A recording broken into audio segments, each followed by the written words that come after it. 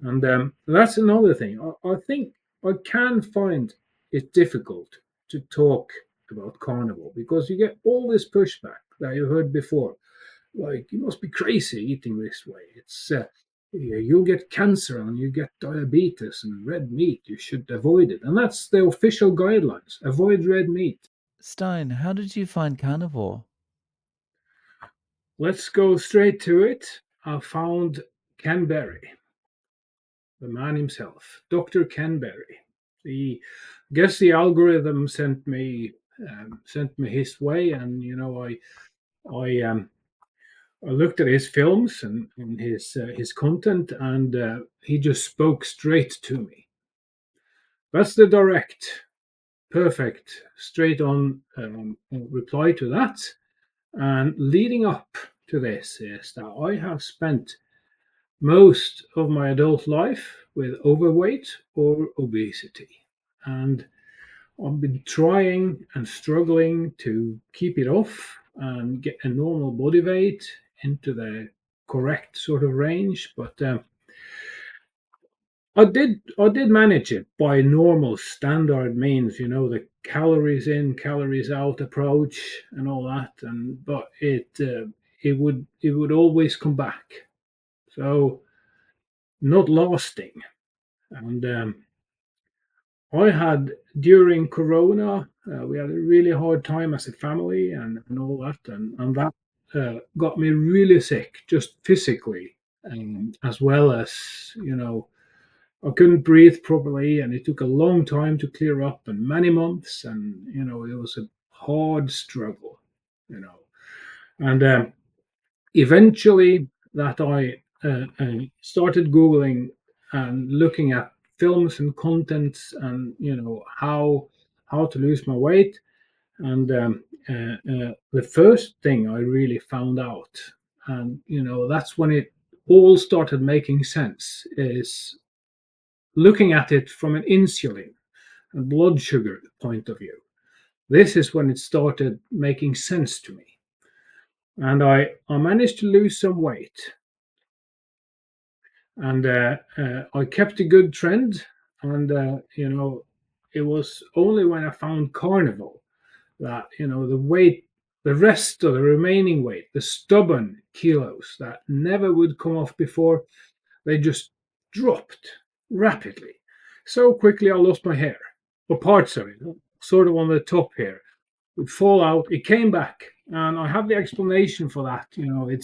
It's a condition called telogen effluvium, which is when your body is subjected to stress and hardship like that. This is likely to happen, and we uh, um, yes, it all came back, and the kilos went straight off really quickly.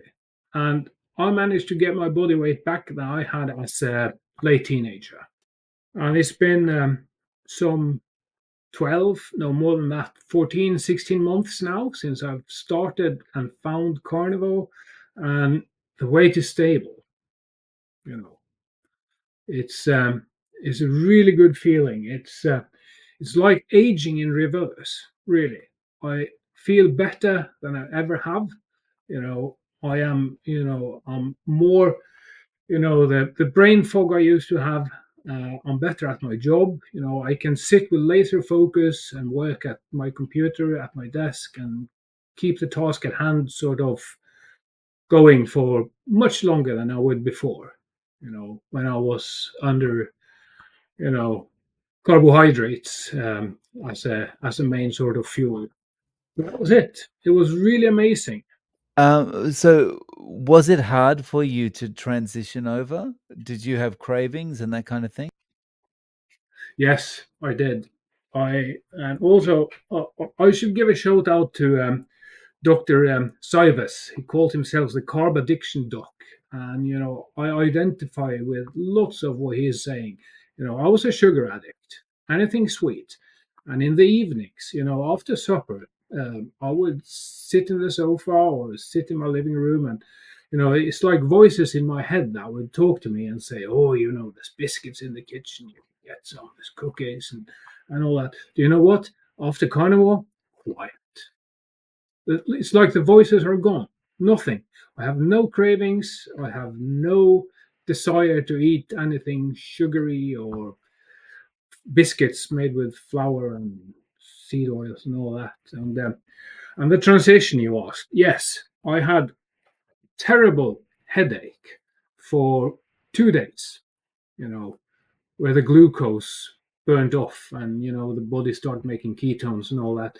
And I heard about people talking about keto flu, and I immediately, not immediately, but after a little while, it struck me. This is what it is. It took me a while to understand, and instead of getting an aspirin or a medication, I just fought through it, pushed through, and eventually, a couple of days, it would clear up, and it went uphill from there. It was feeling lots better, the headache cleared, and you know all of these where they say that uh, uh, your brain fog clears and your mood gets more stable, clarity of mind and all that. And So I think one of the amazing things about carnivore, and I'd like to know your experience, is when the brain fog clears up, when you get more mental clarity, when you're able to think so well about things, you suddenly realize my mind was broken for all those years and I didn't know that it was broken. There was something wrong for all those years. Is that how you felt?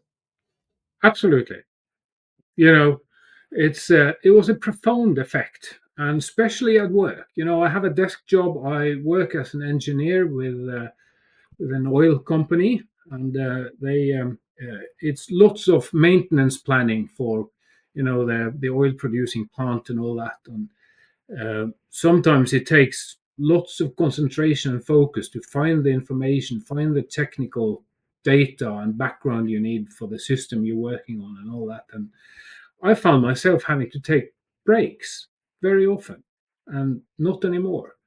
So I'm better at my job. I have a more stable mood, and it's really lots better than I used to be.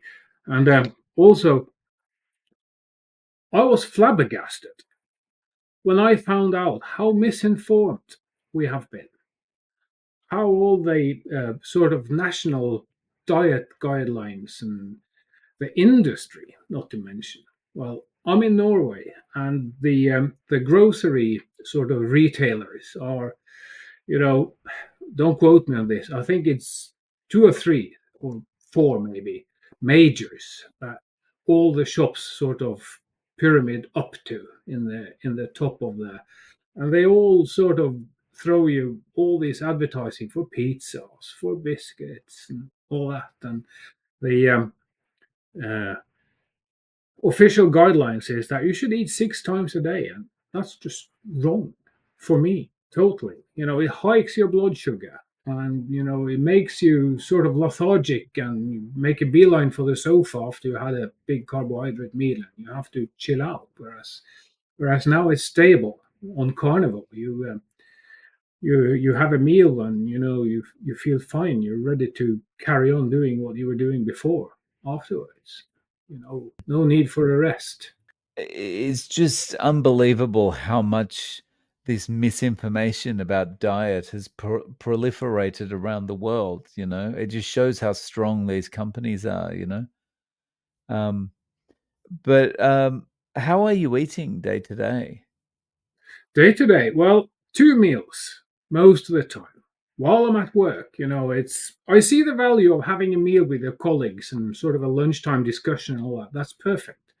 And we have a canteen in my office that I look for the menu. They publish the menu at the start of the week, and once or twice per week there's something that's carnivore adaptable, and you pay by weight, and you can have your meat or your fish and all that, and I choose those when I can.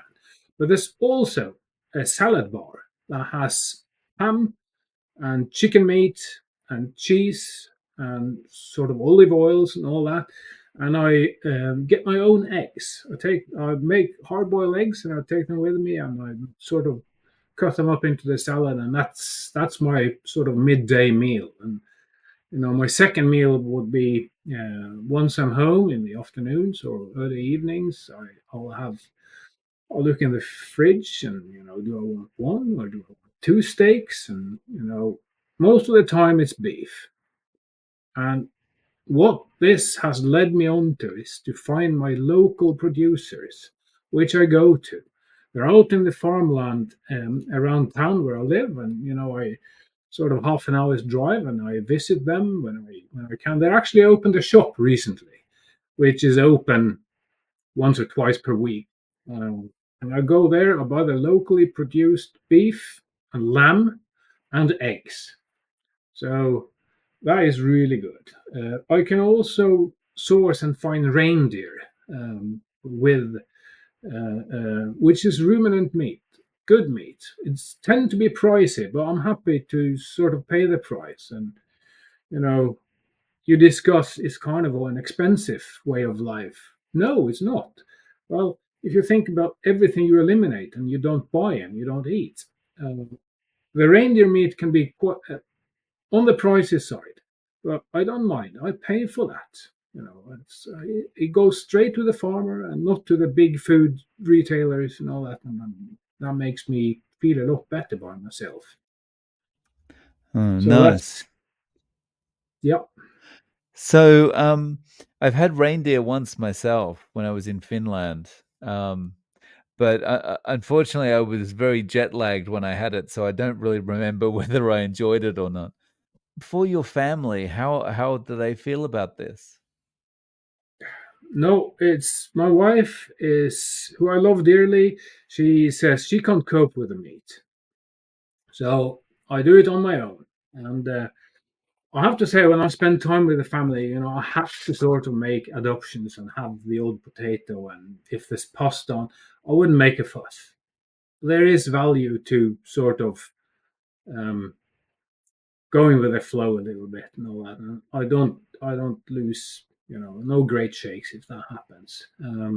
But when I can, I have the meat or the fish or whatever's the main course and all that. At this stage, you feel like this is it for you? This is the diet? Absolutely. It's Mm. I used to have, I can take you through my list of things that has cleared up on carnivore. And, the IBS like symptoms that I had for many, many years, gas and bloating and all that, totally gone. Feels so much better. I used to have skin tags, in my sort of places on my body, all gone, cleared up and gone. And if you have heard about tonsil stones, that bad breath, they cause terrible breath and all that, totally gone. Maybe because of the frequency of meals and the composition of the meals and all that. I'm not sure what it is, but it has cleared up, and that's the main thing. And maybe we should talk a little bit about intermittent fasting and fasting, longer, prolonged fasting, which is, if you asked me before, I had no idea. I'd be hungry every 3 hours before. I would have no idea. But the effects, I'm no expert. I can't talk you through the physiology of this and how it works and what the body responds chemically and all that. But let me just tell you that I feel great when I can do a 2 or 3 day fast. Perfect. It's clarity of mind, and I feel fine in my body. I do drink coffee, yes, and sometimes when I do fasting, I would have so a bulletproof coffee in the morning. That's how I start my day, and that would keep the hunger pains totally at bay the whole day. It's maybe they would turn up a little bit sort of when I sit down and go for a quiet little chill period, but drink of water or something like that, they will clear up and go away. And no great shakes to push through a 3 or 4 or 5 day fast. It's and you feel amazing when you do that. And carnivore enables you to do this. because you have the correct um, balance between fat and protein, and it's the correct fuel, and I thrive. I do have some dairy, some cheese. These local producers that I found, they make these halloumi cheese that is, I have to admit, is my big downfall. It's so delicious, so nice. Maybe it's an addiction, and maybe I should be careful about this. But when I have my steak, I have one or two of these. I chop them up and I chuck them on my skillet, and delicious. So I guess if it's too much, I guess I shouldn't buy them too much. Um, Prawns or shrimps to some parts of the world. We can buy them. Shelling them and peeling them, it's social and nice. And the traditional way is with white bread and mayonnaise. And all that. But I found, I made my own version of that. And my family and I, we had this, or my son, he's home from his studies abroad now.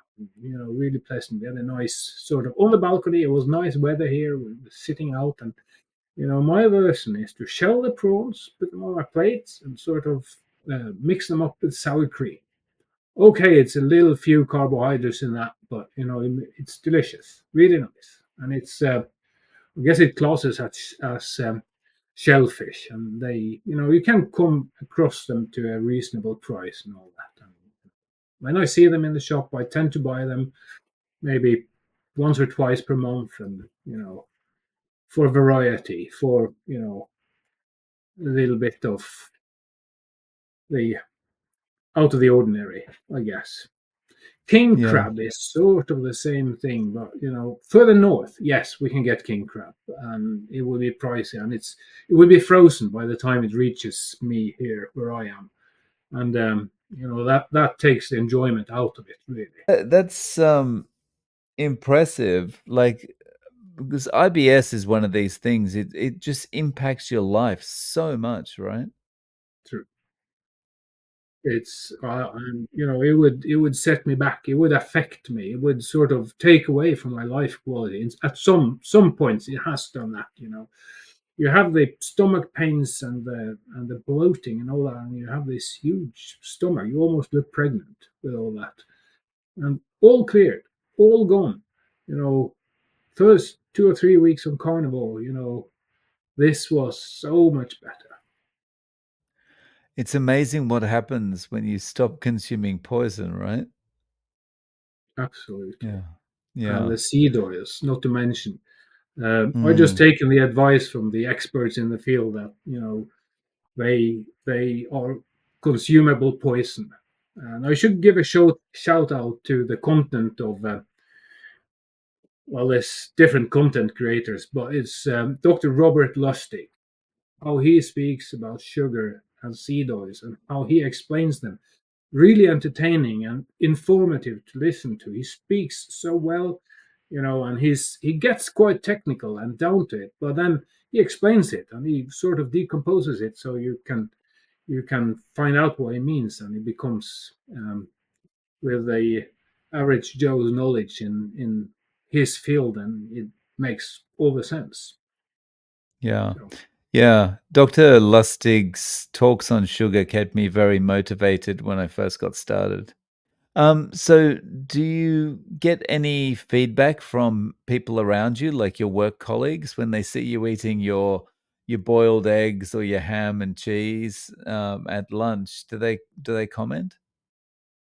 well, they do, and I am sort of not comfortable sort of speaking about carnival around the lunch table and all that. If it have to be a sort of a different forum, because then it comes the focus around this and lots of questioning, and people get they get intrigued and interested. So I sort of tend to avoid the topic.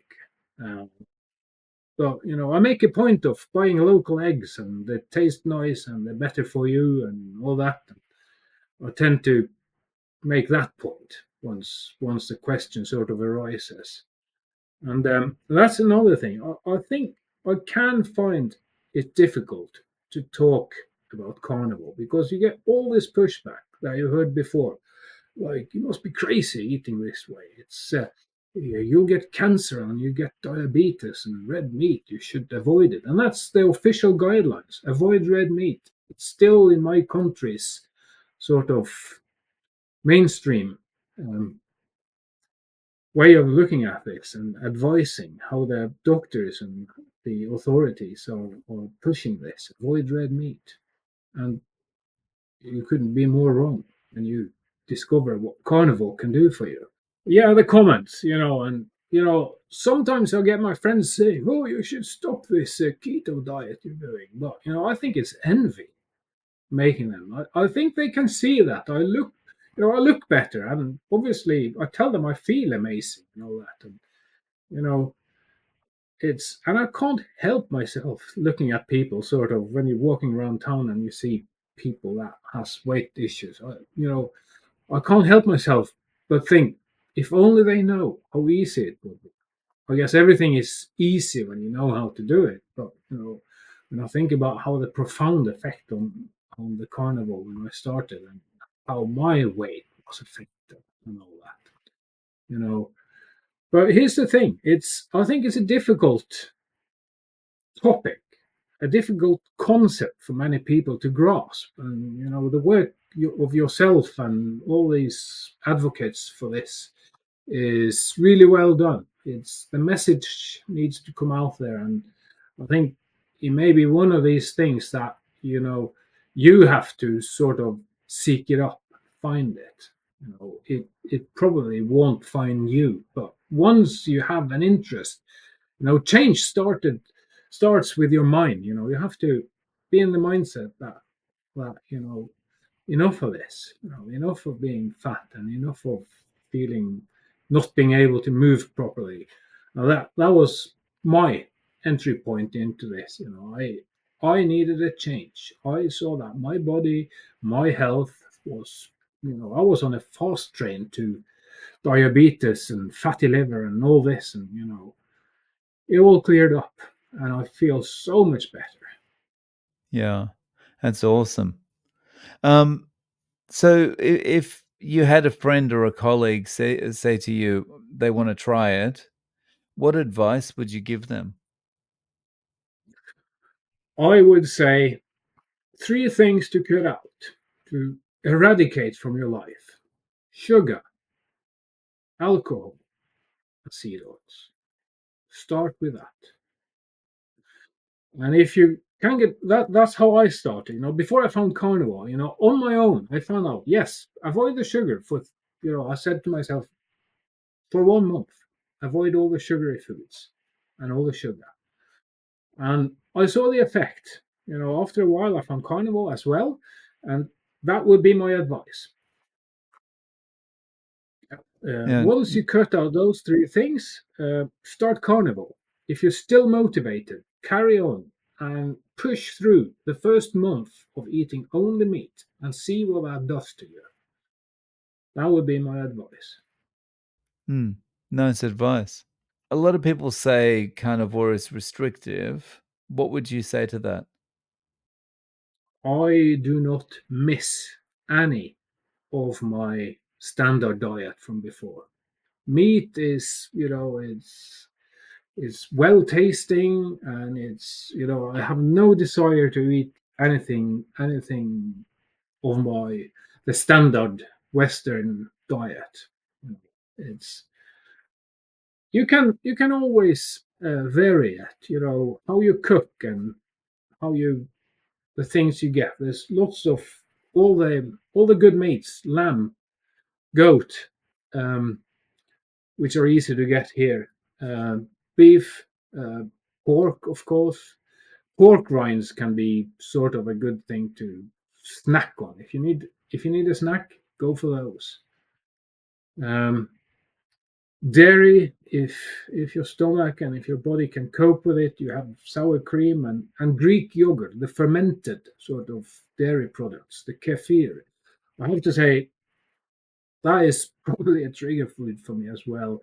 It's when I get a liter or a pack of kefir, it tend to disappear very fast with me because I drink it on the side, and it's good for the microbiome, good for for the gut and all that, and I think it helps. So I buy it and I get it, but I restrict it for so not too much. It does have a bit of the lactose and the carbs in it, but in small quantities it's fine.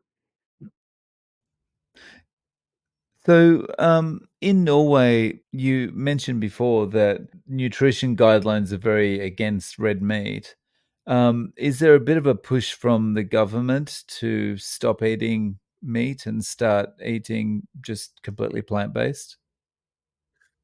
Yeah, obviously it's yes, it is. Yes, um, the guidelines are changed by the government every periodically, but it still seems to be that red meat is sort of on the caution and careful and do not overconsume sort of attitude.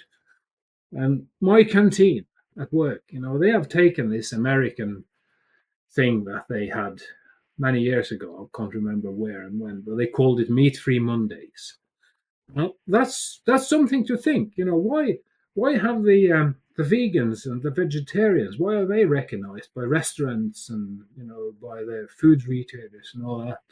It's when will we see the first sort of carnivore-friendly restaurant or menu or all this? And what's the mainstream TV here? They have they have the shows about the weight loss and the I can't remember what they call all the shows, but where people come in to exercise and change their lifestyle and to lose weight, and some of them are morbidly obese and all. But all of these are done by the calories in, calories out. Eat everything in moderation, eat the rainbow and all that. It's still that doctrine that's been preached and which is in the mainstream. And I have no idea why carnival isn't sort of exposed or taken out, or the newspapers pick up on this. They sometimes do. They sometimes publish articles. The big national news providers, the newspapers, um, they come with they come with people and they portray someone who's eating carnival and all this, and they will always finish off their story with some caution from some nutritionist or doctor or someone. So they always balance it. Well, I guess it's good then. It's good in a sense that it's getting known. And I should give him a shout out, but I like his content. It's called Mr. Pimple Ocean. He's a musician, a rapper, who has entered into the health space, and he is sometimes exposed in the media, and he's got his own content channels on the internet, and you can seek him out, and you will find him. And he's doing all the fasting, and he explains things really well. He's clued up on what he's doing, but he's a carnivore, and he is sometimes shown in the media, which is good.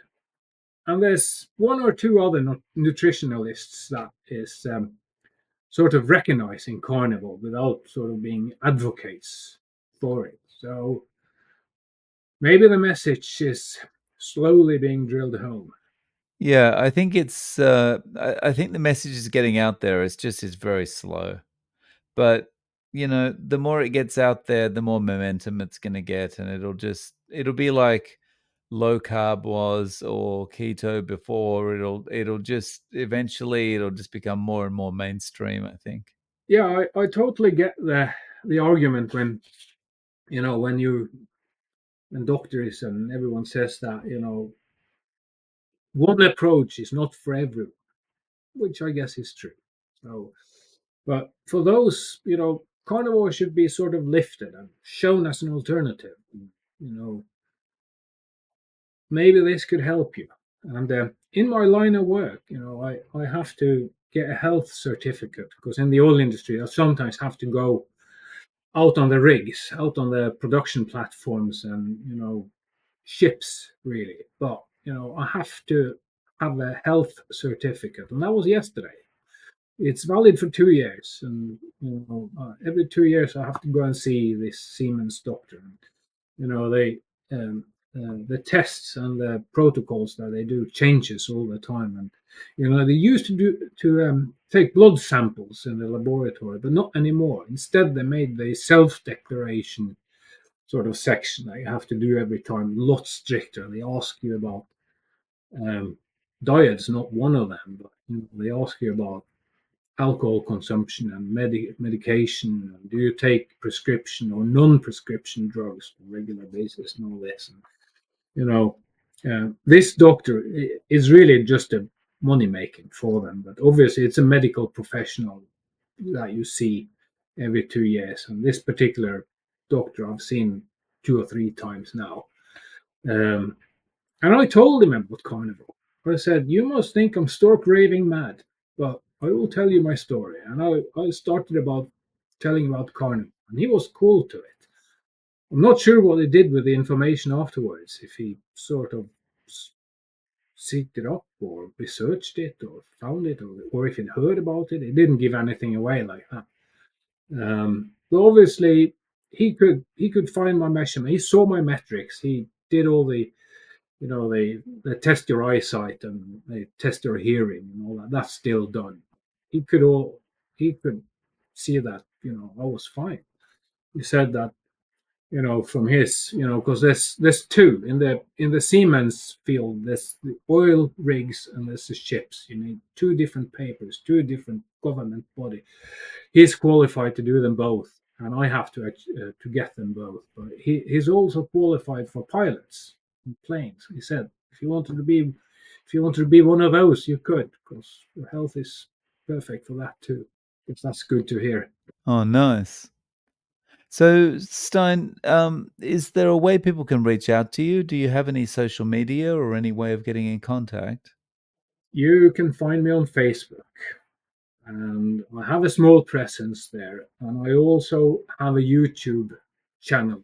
Uh, it's not diet or health related at all. It's sort of tractors and snow shoveling and snow blowers and all that. It's whenever I think I have a bright idea in that field, I post a video.